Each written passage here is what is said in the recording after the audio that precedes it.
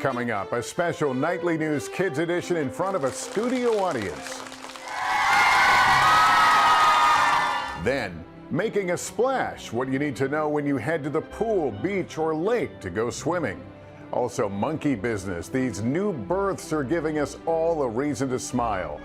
Then, secrets of a ventriloquist. So Junebug is my puppet, and I give him motion. So you can be a puppeteer. Take your hand up like this, and drop your thumb.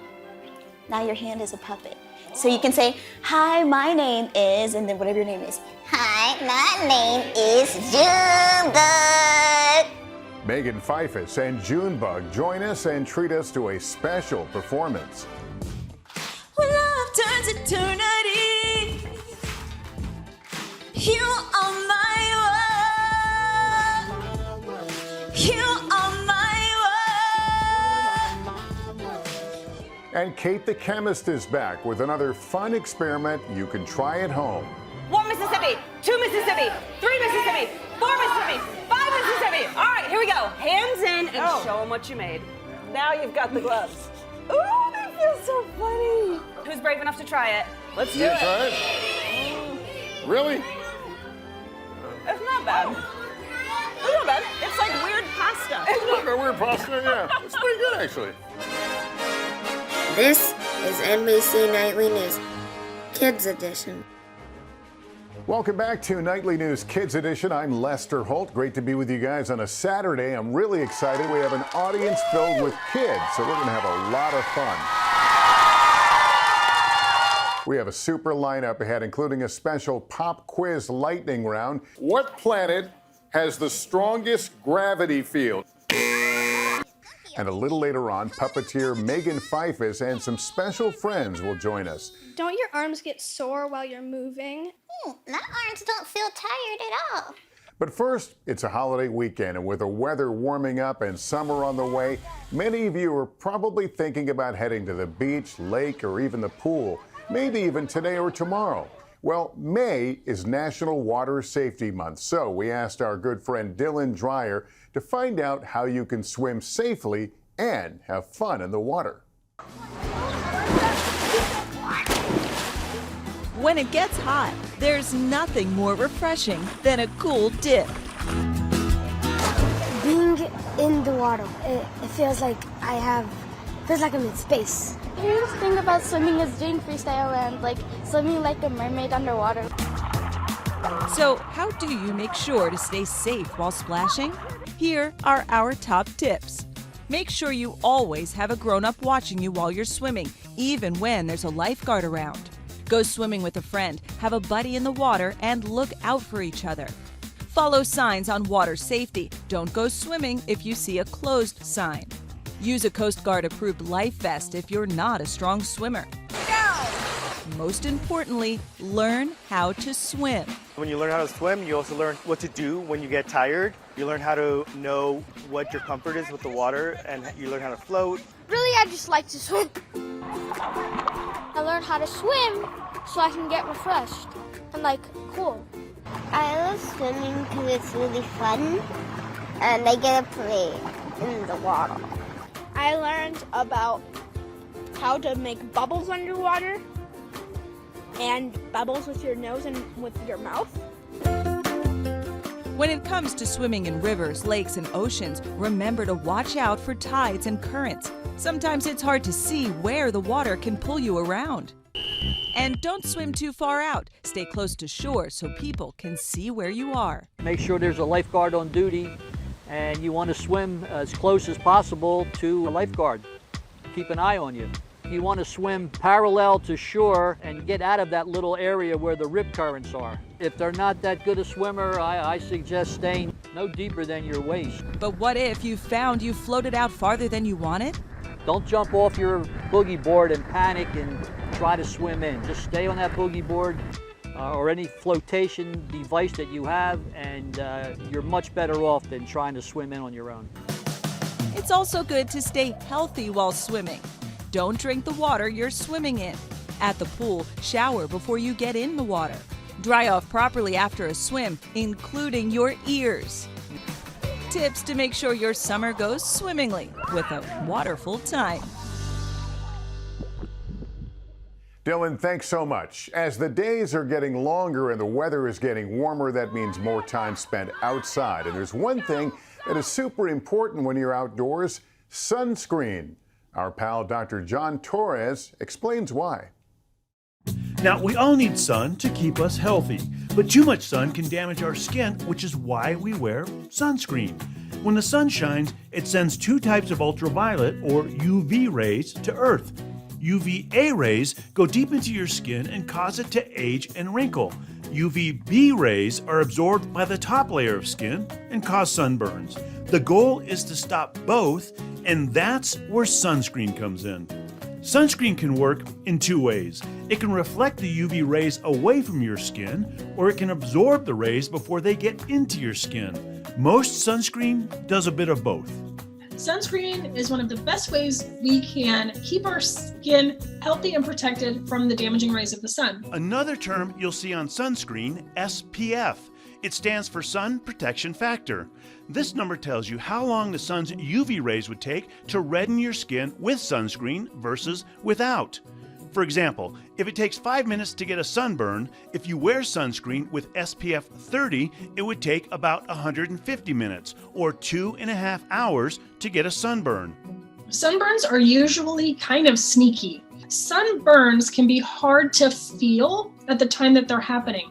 That's why applying sunscreen regularly, even when your mom asks, at the pool every 2 hours, is the best way to prevent that damage happening and that pain happening on your skin. Now, if you do get sunburned, take a cold bath, apply aloe vera gel or moisturizer, and do your best not to scratch. But don't be afraid to go outside. It's actually really important. Did you know the sun has benefits that help your body? Sunlight boosts a chemical in the brain called serotonin, which can improve your mood and help you get better sleep. And you also get vitamin D from the sun. That helps keep your bones strong and strengthens your immune system. All right, time now for our pop quiz. And since we have an audience this week, we're doing a special lightning round. And my good pal Dave Price is here to help us out with this. Hey, today. Lester, how are you? I'm real. We got some great... we got teams in place. We got great teams, and we have an amazing audience that's going to help out as well. Everybody's going to get a piece of this one. You betcha. Let's all talk about how this works. We have Team 1 and Team 2. Team 1 over here? Yep. We have Maeve, who's the captain over here. We have Joaquin, who's the captain over here. Now, I need real silence for just a second as we go through the rules, because these are important. First of all, teamwork means everything, right? And we're going to have the audience help out as well, but you have to choose the final right question. Now, I'm going to read the questions, and Lester will too, and then you're going to have just a couple of seconds to hit that buzzer, and hopefully... You want to try it out? Here we go. See if the buzzer works. Does yours work? And reset it. Oh. There we go. There we go. Why don't you try that one more time? Oh, I love the sound of that. That means you know the answer. So here was what we're going to do. The first team to buzz gets to answer. If you don't answer right, the other team can steal and try and answer right, okay? And the crowd may be trying to help you out. Yes. So listen to them, too. Now, the team with the most points is going to win all the glory. Are you ready to go? Yeah. Here we go. Lester, I'll take the first question. Okay. All right. What type of weather is hotter than the surface of the sun? Is it A, wildfires, B, a heat wave, or C, lightning? Yes. Lightning, you are correct. All right, Lester. You're on. Okay, the next question is, what planet has the strongest gravity field? Is it A, Jupiter, B, Earth, or C, Mars? Jupiter. Jupiter is correct. Jupiter it is. Point goes to Team 1. Jupiter is the biggest planet in our solar system. It also has the strongest gravitational field among all the planets. Great job, guys. Now listen, we are all tied up, Lester. This is it for all the marbles. Are you ready, audience, to see who's going to win? Here we go. Our question. What year did this building, 30 Rockefeller Plaza, open? You can look at the outside, look at the floors, look at the walls. Was it 1989, 1954, or 1933. 1933. Absolutely right. Unbelievable. Construction on this building started in 1932. It was done a year later and opened its first tenant in 1933. And this team wins. Great job, guys. Amazing, amazing. Just a couple more neat facts, by the way. In this building, we used to have the Today Show, which launched in 1950s, and it was co-hosted then by a chimpanzee. True story. Yes. What's the longest running game show or the longest running TV show? It's Meet the Press. That started in 1947. And the NBC logo, that peacock with all those colors, was when we changed over to color television. And that's a little bit about this building, and we had such a great time with this game show. Very smart answers and very quick answers. Great job, guys. Now for our picture of the week, and we have a couple to share with you. First, the Columbus Zoo and Aquarium in Ohio just welcomed a new addition earlier this month, a mandrill. The zoo says both mom and baby are doing well. Baby mandrills sleep and eat often, and guess what? Mandrills are the world's largest monkeys and very colorful. Meantime, the San Diego Zoo Wildlife Alliance is excited about the recent birth of this bright orange endangered baby monkey. Did you know Francois langurs are known for giving birth to bright orange babies that darken to black as they get older? The zoo says the birth of this baby marks a critical new member of this dwindling species population. Just ahead, sticky and sweet. Love it! Kate the chemist shows us how to make gummy worms. 1 Mississippi, 2 Mississippi, 3 Mississippi. And showtime. You are my world. A special performance just for you. You are my world. Welcome back to Nightly News Kids Edition. I'm Lester Holt. I hope you're having a good weekend so far. Let's give it up for our audience who is with us for this special episode. All right, in this week's Spotlight, there's one young woman who is using her voice and creativity to pave the way for future storytellers and hoping to inspire kids to reach for the stars. Joining us now is puppeteer and ventriloquist Megan Piphus. Megan, great to have you with us. We have had you on the show before. There's lots to talk about, but before we have a conversation, you're obviously a big music maker as well. Oh yeah, I love writing music, and I've got some music for y'all today. All right, take it away. Come on out, Junebug. Come on out, Junebug. You ready to sing some funk music? Oh yeah, and I know just the person to get it funky up in here. Come on out, Belladonna! Hey, everybody! Really, Junebug? A skunk? Look, you said you wanted funk. Okay. And I got it all inside of me. Every lyric has a home. The greatest songs are sung alone in a world full of melodies. You're my harmony. There's no place I'd rather be. I'd follow you through infinity. The world just doesn't turn for me. When love turns eternity, you are my world. You are my world. You are my world. You are my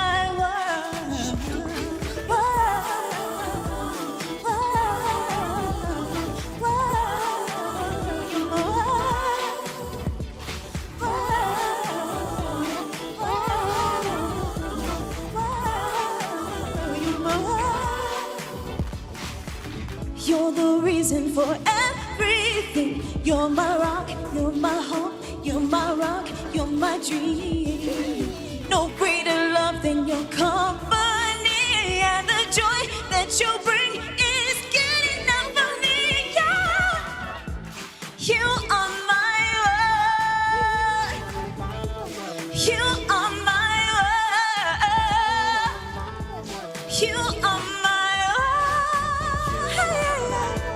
You are my world.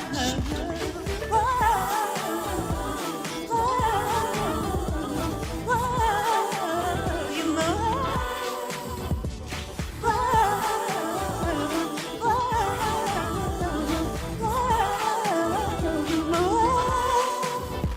Great job, you two! And now for the grand finale. No, please don't spray us. Don't spray us. Oh, yeah, not that funky. Megan Piphus, that is terrific. Thank you. Here with our thank live you. studio audience. Megan, first of all, who do you have with you? I'm Baby Junebug, Mr. Lester. Oh, we met, didn't we meet once? Yeah.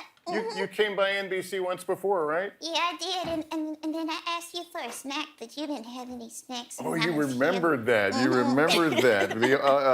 What's the difference, Megan, between a ventriloquist and a lip reader? A lip reader. Okay, so a ventriloquist is someone who can talk without moving their lips, like this. I can talk without moving my lips. A lip reader is someone who can read lips.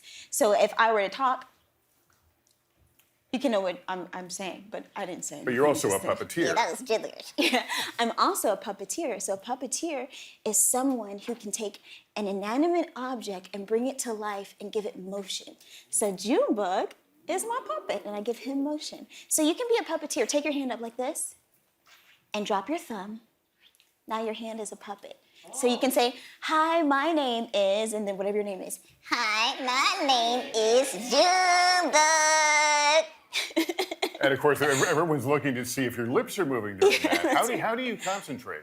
How do I concentrate? So I concentrate through lots of practice. So with lots of practice, I feel more comfortable, and then I can just have fun. We've got some questions from the audience. You want to hear something? Yeah, I'd love to hear Okay, them. who do we have in the audience here? Hi, I'm Daphne. Hi, Daphne. Don't your arms get sore while you're moving? And how do you do the voice of Junebug and move your arms at the same time? My arms don't feel tired at all. What? She wasn't talking about you. I practice a lot, and sometimes I practice with weights. And so during practice, my arms get sore, but by the time that we make it in front of you all, we don't get tired because we've already done the work at home. So that's something I didn't realize that there's a lot of physicality in this. Yeah, it takes a little bit of strength. Yeah, but I'm not that heavy. Another question? Hi, my name is Alexa, and when I grow up, I want to be a fashion designer and president of the United States. What did you do to follow your dreams of becoming a puppeteer? Well, you're gonna be the most stylish president there ever was. So when I knew I wanted to become a puppeteer, I studied other puppeteers that I admired. And then I studied them, and then I thought about what I could do to become special, how I would be a unique puppeteer. So I studied other puppeteers, and then I watched the world around me, and I created Baby Junebug based on the wonderful kids that I grew up around. So if you want to be a fashion designer and the President of the United States, study your history to learn previous presidents, and study fashion. So then you can learn the unique gifts that you have. How would it make you the best fashion designer and president there ever was? That's really important. And before we say so long, what is your advice to kids, and what do you want them to know about the hard work that you have to put in to do what you do? Yeah, it takes many hours of practice and work, but once you find that unique gift and talent that's special about you, focus on it and work on it. So I learned very early on that I love puppetry, and so I took my puppet to school. I worked with him at home over and over, and I felt that was my unique gift. So find that unique gift and just work on it. All right. Megan Piphus, and Junebug, thanks so much for coming on. Great to have you. Stop by anytime. For real? And I promise the next time I'll bring snacks. Okay, I like Cheetos and Doritos. You like the Cheetos? Yeah. You got it, my friend. Thank you. All right, Megan, thanks very much. Well, finally, she loves to entertain us with her spectacular experiments, showing us how science can be super fun. We're talking about Kate Bierberdorf, author of several books, including Kate the Chemist, the Big Book of Experiments. She joins us along with our good friend Dylan Dreyer. Whenever you're here, two things I guarantee. We're going to have a lot of fun, And we're probably going to get messy. Yeah, a little bit. So we're all covered up. We got our lab coats on. You've got some gloves on. I don't think Dylan and I are going to wear gloves. We're going to kind of brave it. Okay, Yeah. I'm nervous. You're nervous. We got you. We got you. We'll take care of you. What are you going to do today? We are going to make gummy worms. Ooh. You had me at gummy. Love it.